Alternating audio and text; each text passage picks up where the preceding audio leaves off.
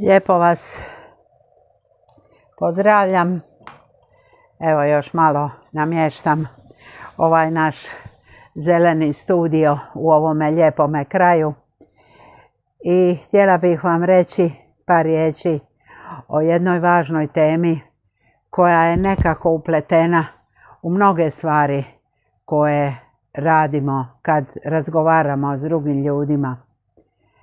Mi se često, i vi i ja, svi, kad se žalimo, onda se žalimo da je meni neko nešto rekao, napravio, učinio, povrijedio.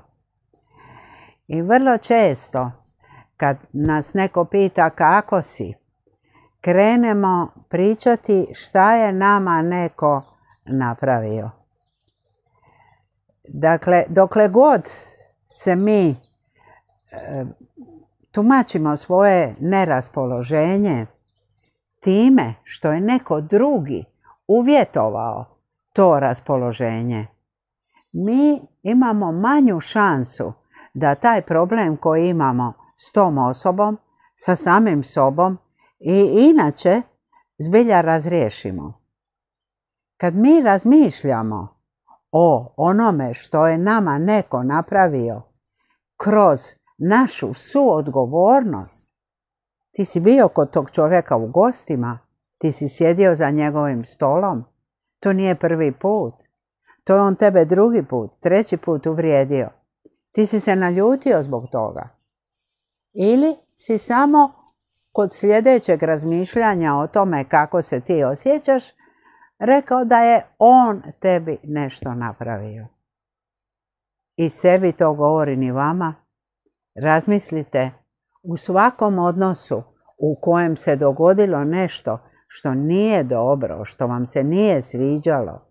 Vidite koliko je tu vaše odgovornosti. Je to prvi put? Jeste se na neki način tome suprotstavili?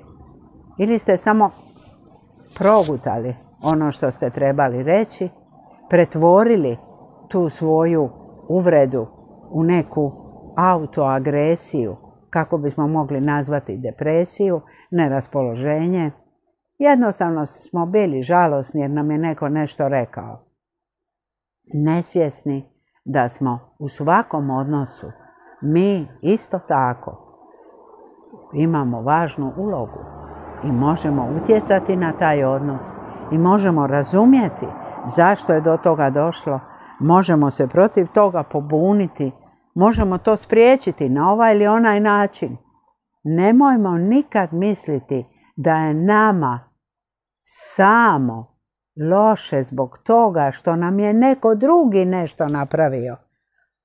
Ako vidimo svoju ulogu u tome, ima nade, imamo šanse bolje da razumijemo situaciju i da je ne ponavljamo.